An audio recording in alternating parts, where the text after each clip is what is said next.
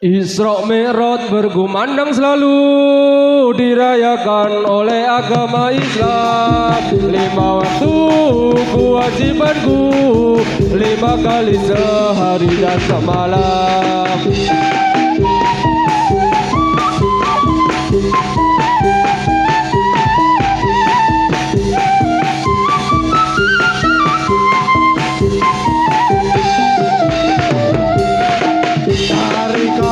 Kawan segera datang, permainan segera dimulai. Jangan sampai kita melupakannya, pada mitra muda semuanya.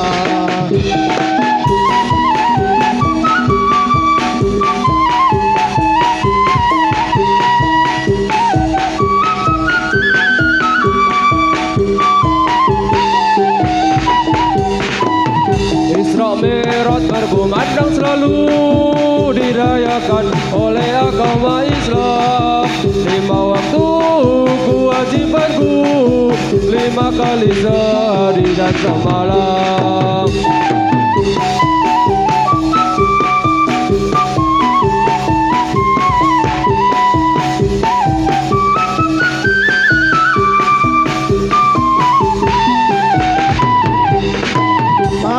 Kawan-kawan segera datang, permainan segera dimulai. Semoga kita dapat main lagi pada waktu malam gembira ini.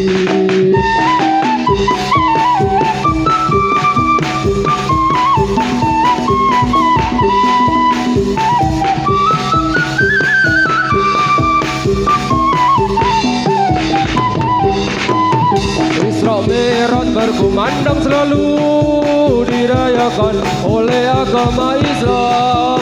5 waktu kewajibanku, 5 kali sehari dan semalam.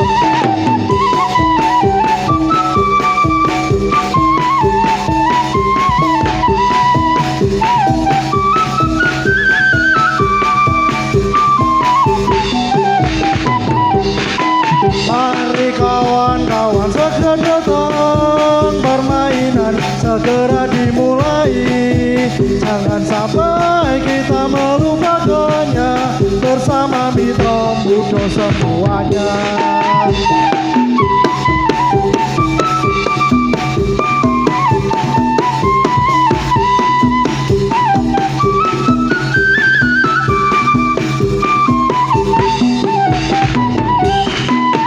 Isra Mi'raj berkumandang selalu dirayakan oleh agama Islam. 5 waktu kewajibanku, 5 kali sehari dan semalam.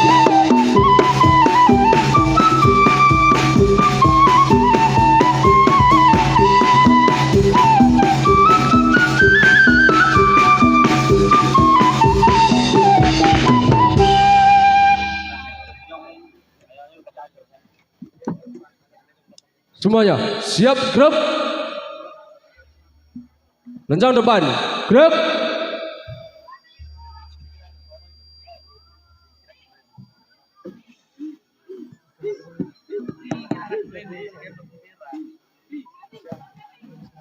Luruskan barisan.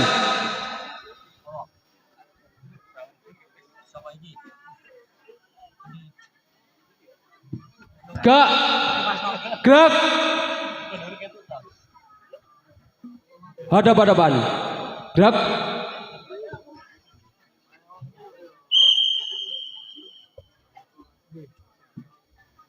Ayo, ayo mitra muda. Ayo, ayo mitra muda. Ayo, ayo mitra muda. Pada bermain.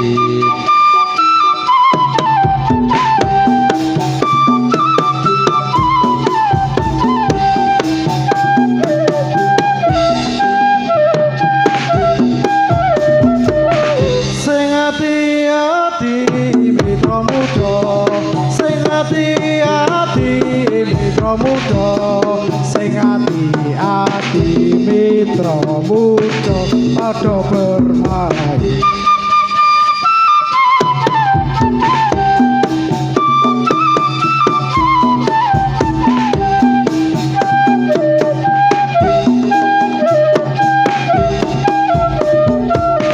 Dalam seminggu mitra muda, dalam seminggu mitra muda, dalam seminggu mitra muda pada bermain.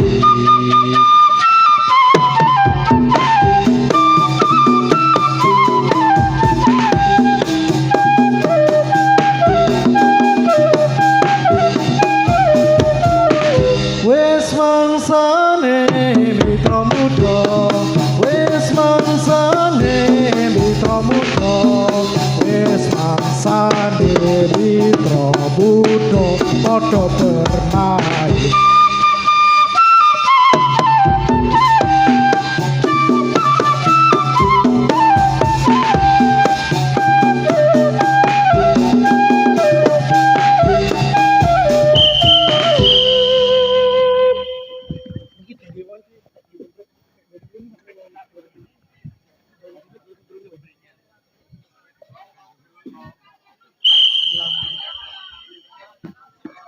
Marilah mari mitra muda yang waktu ini baru bermain. Marilah mari mitra muda yang waktu ini baru bermain. Mitra muda inilah namanya yang waktu ini baru bermain. Mitra muda inilah namanya yang waktu ini baru bermain. Ya Rasulullah salamun alaih ya Rabbi asa liwadarati. Ya Rasulullah salamun alaik ya Rafi asa liwadarati. Ya Rasulullah salamun alaih ya Rabbi asa liwadarati. Ya Rasulullah salamun alaik ya Rafi asa liwadarati. Marilah mari mitra muda yang waktu ini baru bermain. Marilah mari mitra muda yang waktu ini baru bermain. Mitra muda inilah namanya yang waktu ini baru bermain. Mitra muda inilah namanya yang waktu ini baru bermain. Ya Rasulullah salamun alaih ya Rabbi asa liwadarati. Ya Rasulullah salamun alaik ya Rabbi asani wa darati. Ya Rasulullah salamun alaih ya Rabbi asa liwadarati. Ya Rasulullah salamun alaik ya Rabbi asani wa darati.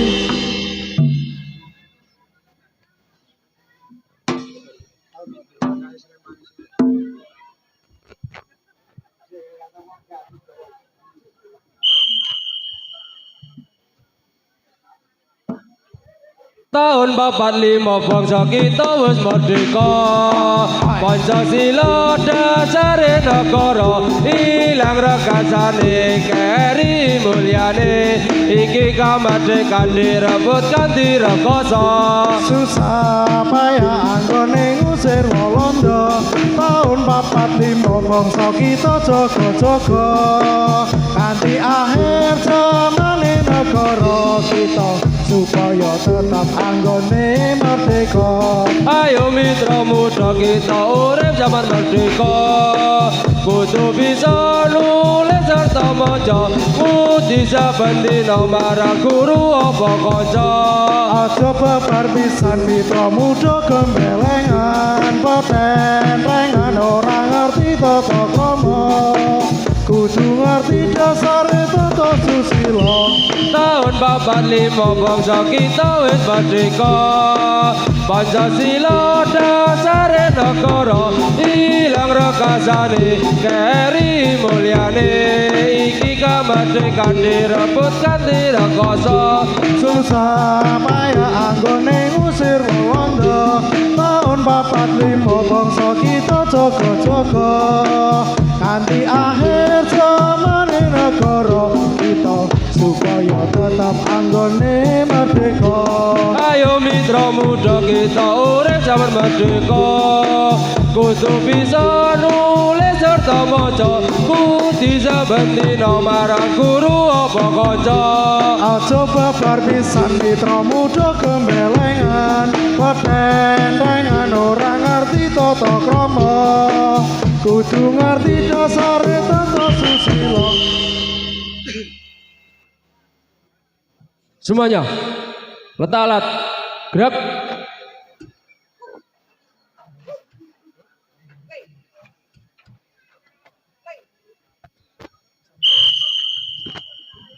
Dengarkanlah saudara-saudaraku, aku akan bercerita padamu menerangkan rukun agamaku agar saudaraku dapat tahu. 5 perkara banyak rukun Islam, agama suci di seluruh alam. Asyhadu alla ilaha illallah, Nabi Muhammad Rasulullah. Rukun pertama selesailah sudah, rukun kedua mendirikan sholat 5 kali sehari beribadah dengan tenang membanggakan iman. Membayar zakat rukun yang ketiga, sesudah cukup senisab hartanya. Puasa Ramadan rukun yang keempat, dari awal sampai hari raya. Tinggal satu lagi penghabisannya, pergi ke Mekah kesempurnaan. Sudah cukuplah adanya sekian, salam dan mau kami ucapkan. Dengar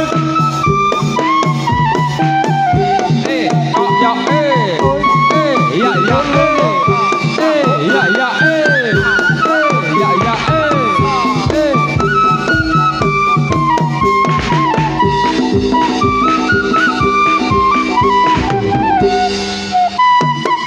Jo jo jo jo jo jo.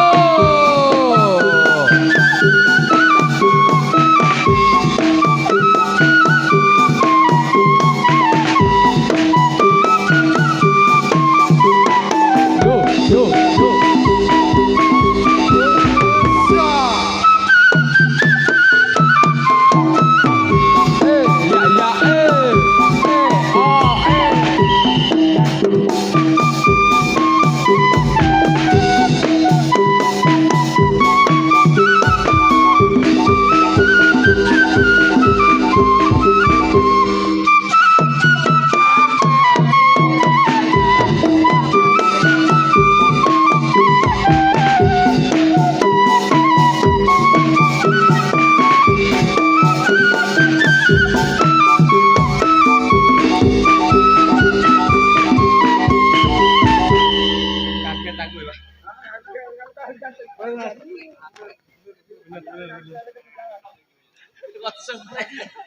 Coba ambil alat gerak. Cairnya ketinggalan lagi. siap. Siap gerak. Dah buka gerak. Jangan depan gerak. Tak golek kancan-kancan kaya abis kan. Gak gerak. Angkat. Kumpulan punika tahun 90 tanggal kaping 18 bulan Agustus sampun karesmekaken mitra muda nabine. Para sepuh kita atur membagyo datang para rawuh sedaya. Ini kumpulan mitra muda menika kumpulan kang manut agama.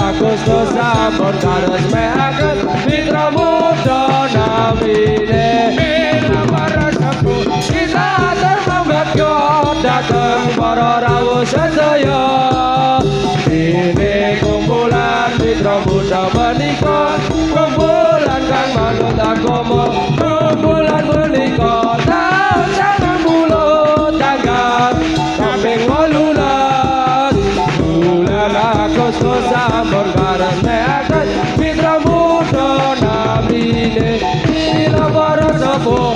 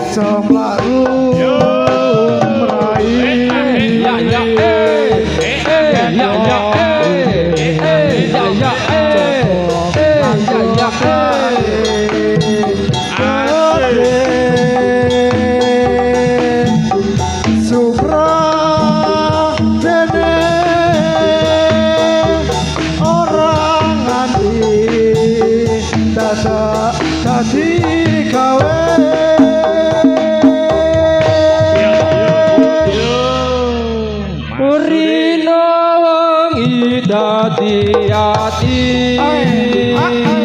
awang prasadya luhur bebudine sabar gemati amamang putra alut bebudine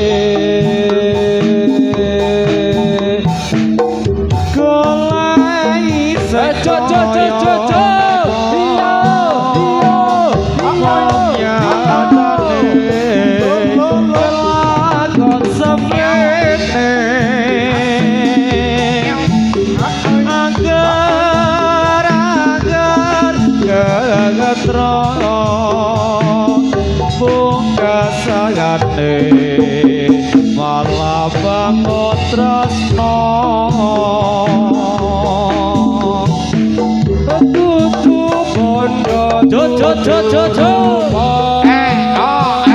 ngomong atine dadi tetelino layo rupan kerja apa pindane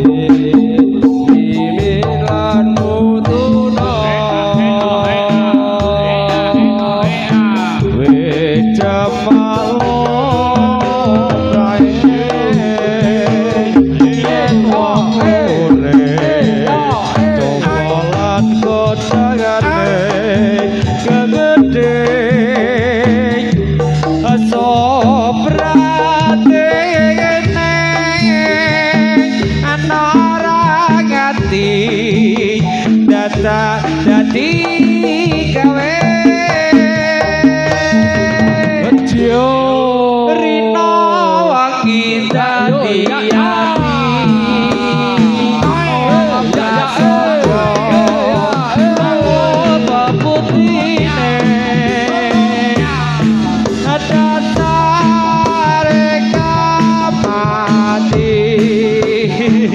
Mama putra Alba putih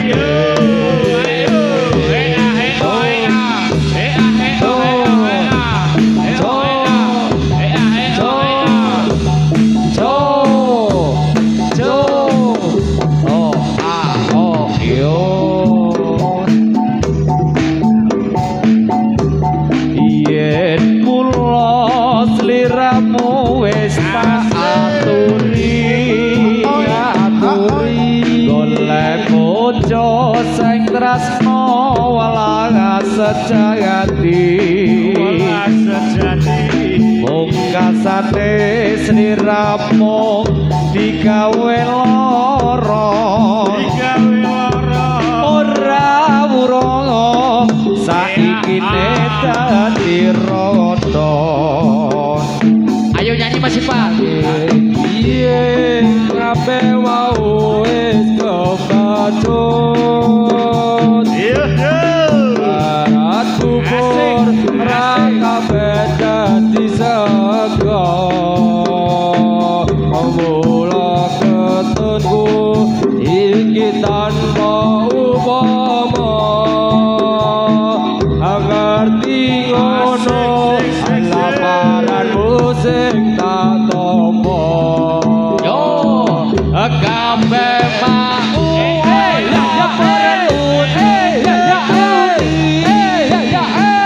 jadiku biyen aku saka ngeteni kowe lan aku muga dadi jodone ora kena prawane tak anteni rodone ora nyono sampean saka ngeteni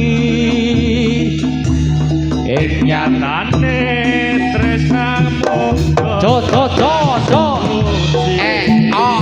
wes sing takon sing gedhe pangapurane aku tresno bojo awase kabeh mau ora perlu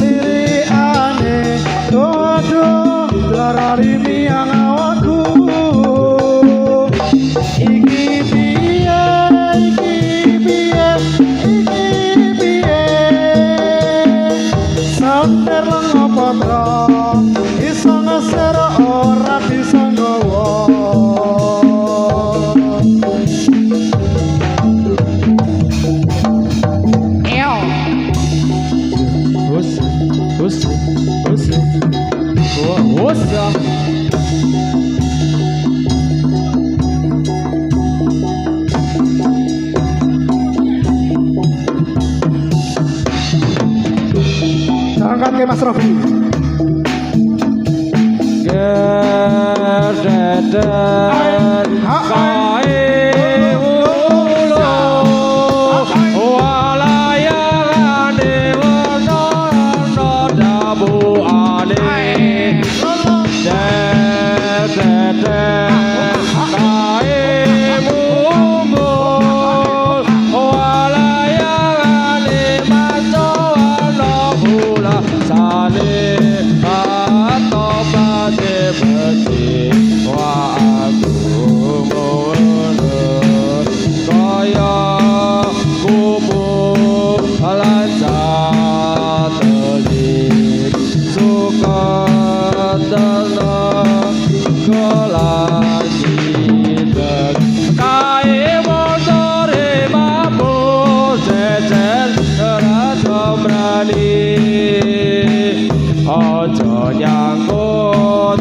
bareng wae dimen awet ora padha benangis Oi. Yo.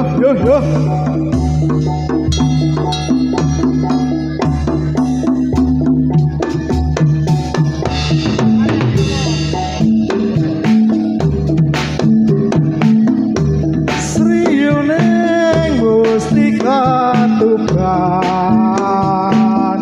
labu tresna lan sabaya pati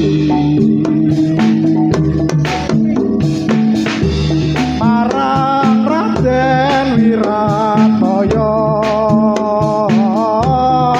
kang wis prasaja anandur genti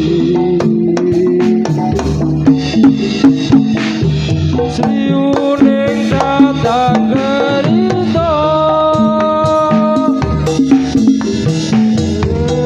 sriuning datang gerito ganti nerko kadange pribadi Wiratmaya putra tira sura lawe adipati Tuban sriuning putrane Abi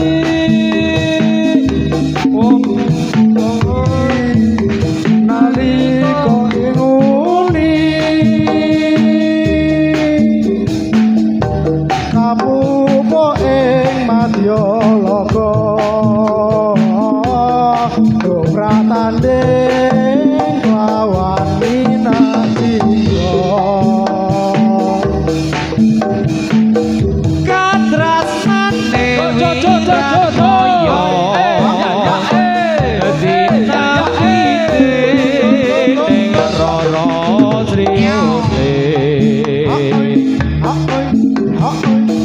senajan wangkasanira laput tresna abangun negara sriyuning tuban labu tresna lan sabaya pati marang Raden Wiratmaya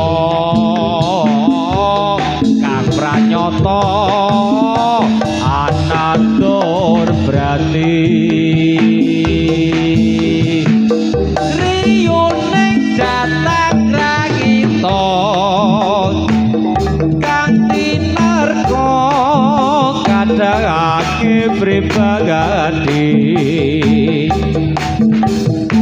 Wiratmaya putra tira sura lawe adipati Tuban sriyuning putrane Ngabdi Wangsa pati nalika kuku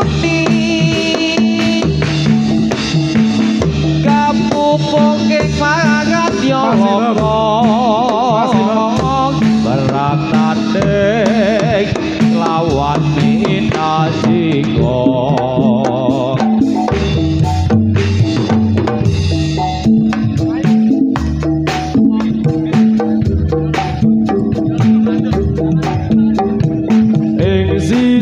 kidul tanah Jawa tumununge ana segara kang nyata gedhe ombahe kula kumulung ora kendhat saben wayah ora ana calma kang nyata ani sembrono reta kencana dadi titiane pasurya dewa ra ana tandinge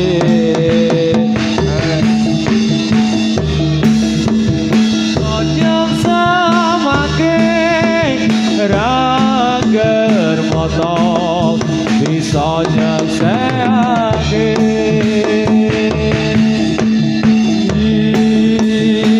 Roro kidul Kanjeng Ratu Nono Segara Kidul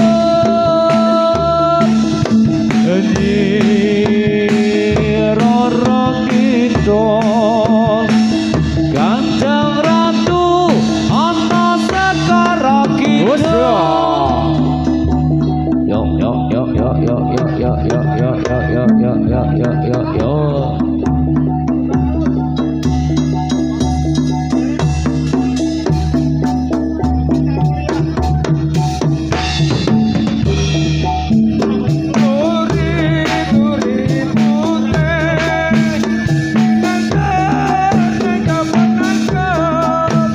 Turi-turi putih Ana cleret tiba nyemplung kok kira kembange apa kok kira kembange apa Kembang-kembang tebu cacahe pitu Kembang-kembang tebu cacahe pitu Kang pitu marang guru ben lakune ora kleru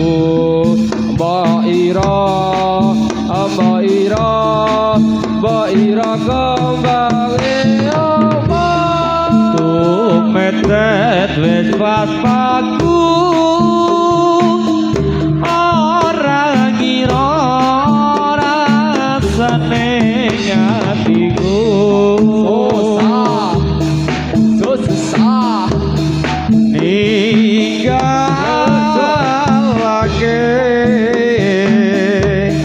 sliramu wanita idamanku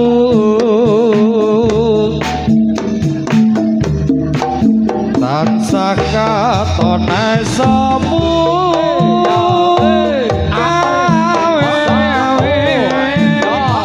rasane atiku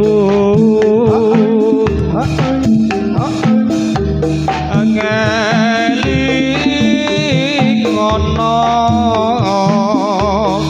nalika barang mlaku-mlaku ora nyono ora kira yen ngene dadine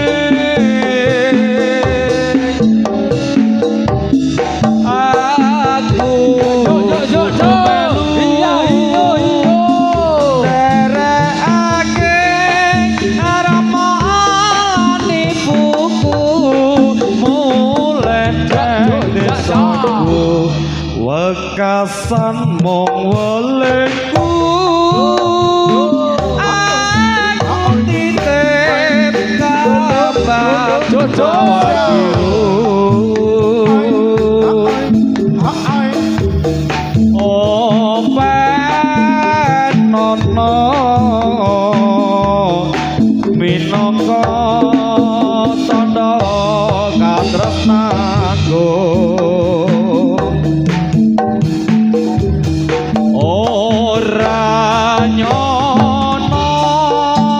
siram ora ngira yen kene dadine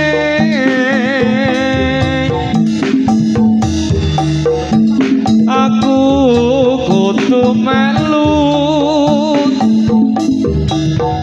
derekake ramalan ibuku mulai nang desaku wekasamu welengku aku titip kembang mawar biru open nono minangka tanda katresnanku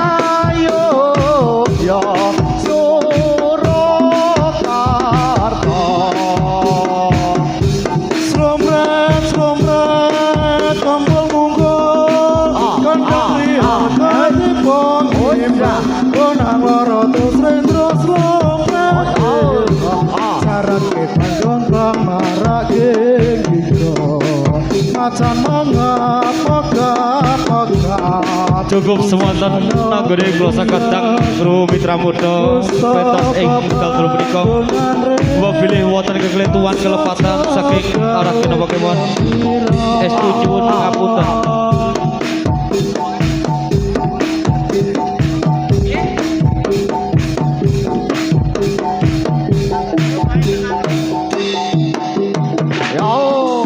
Lan ugi ngaturi pirsa dhumateng sedaya masyarakat ugi penonton bilih bijang tanggal kalih Mitra Muda badhe pentas wonten ing Tlaga Lele Boyolali bilih tanggal 2 malam Mitra Muda badhe pentas ing Tlaga Lele. Wassalamualaikum warahmatullahi wabarakatuh.